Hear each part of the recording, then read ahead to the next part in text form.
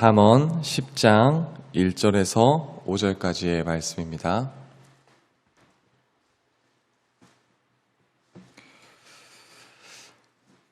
잠언 10장 1절에서 5절까지의 말씀 우리 다 같이 한 목소리로 읽겠습니다.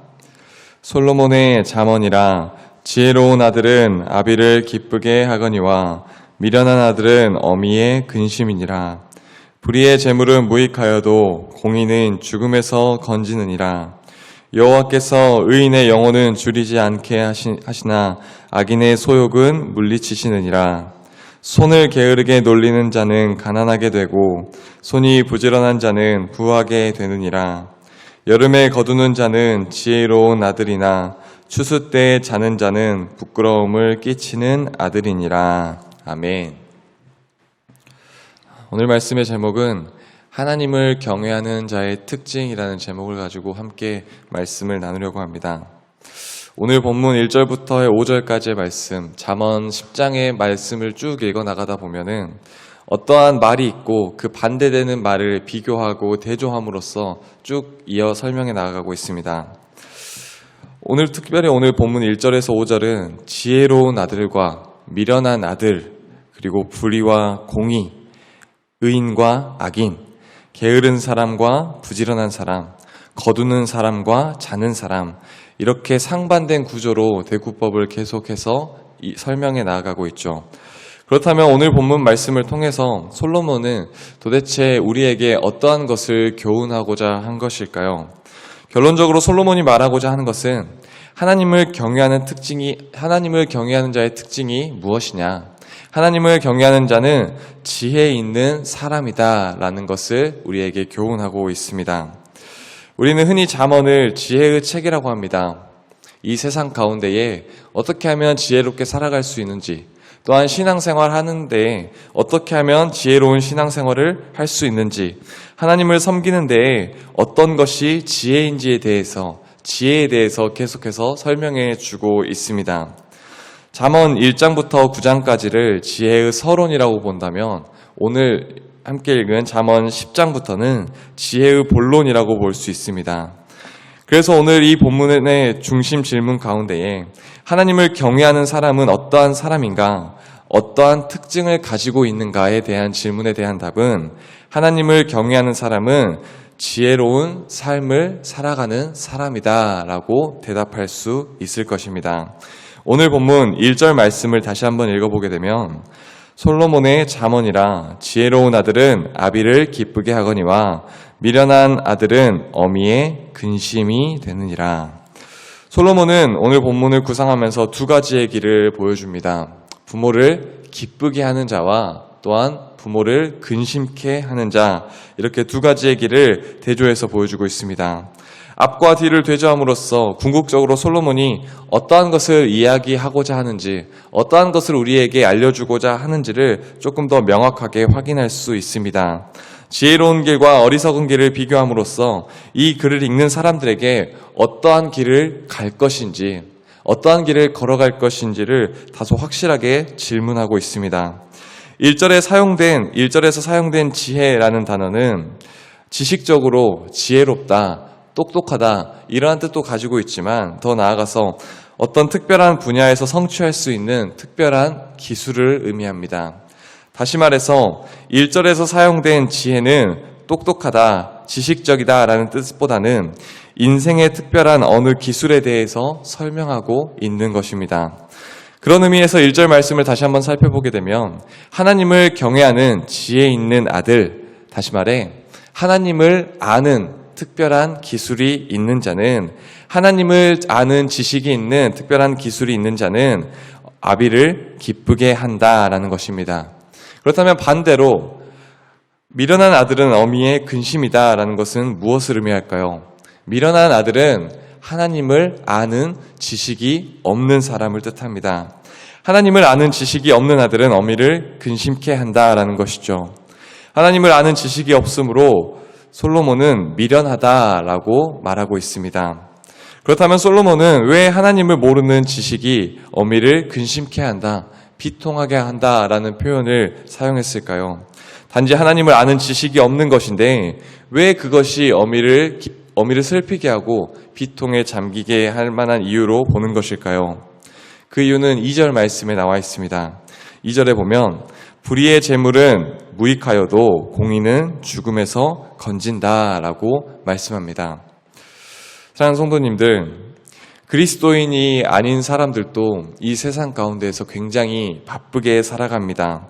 근면성실하게 세상을 부지런하게 살아가고 우리가 지금 이 새벽 예배를 드리고 있는 이 시간 가운데에도 출근 준비를 하며 바쁘게 발을 움직입니다. 당장 새벽 예배가 끝나고 돌아가는 길에 도로에 돌아다니는 차만 봐도 정말로 사람들이 아침부터 바쁘게 움직이는 것을 확인할 수 있습니다. 교회를 다니지 않는 사람들도 아침 일찍 일어나서 부지런히 그들의 삶을 살아가면서 재물을 모아갑니다. 그런데 오늘 본문은 2절 말씀을 통해서 분명히 알 수 있듯이 불의한 재물, 다시 말해서 하나님을 모르는 사람의 재물은 무익하다라고 말하고 있습니다. 하나님을 아는 지식이 없는 그 아들을 보고 어미가 비통함에 잠기는 이유는 다른 데 있지 않습니다. 그렇게 열심히 살아도 여호와 하나님을 아는 지식이 없으면 그것은 아무 소용이 없기 때문에 어미는 그 하나님을 모르는 자를 보고 비통해하며 안타까워하고 있다는 것이죠. 사람들은 열심히 자기들의 삶을 살아가며 근면성실하게 재물을 모으고 있지만 결국에 그 안에 하나님이 없고 예수 그리스도가 없다면은 그 재물은 그들에게 무익하다라고 확실하게 말씀하고 있다는 것입니다. 웨스트민스터 신앙고백서 소요리 문답 14번에 보면 우리에게 죄는 무엇인지에 대한 질문을 던집니다. 죄는 무엇입니까? 죄는 하나님의 말씀에 순종하지 않는 것입니다. 죄는 하나님의 말씀에 청종하지 않는 것입니다. 하나님의 말씀을 듣지 않는 것입니다.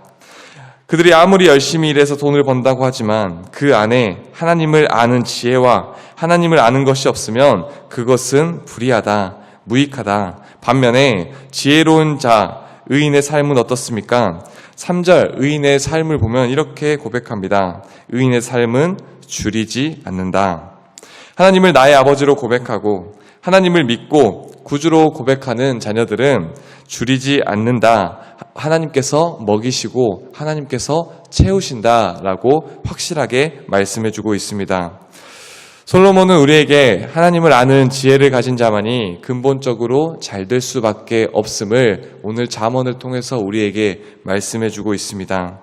악인은 단지 잠깐 욕심을 부리고 나름대로 노력해서 무언가를 이룬다고 할지라도 그 안에 하나님이 없기 때문에 모든 것이 무익하다라고 말하고 있습니다.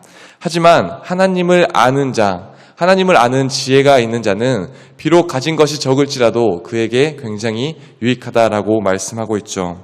그렇다면 솔로몬이 하나님을 아는 지식이 그 지식이 있는 것으로 우리에게 만족하라고 말하는 것일까요?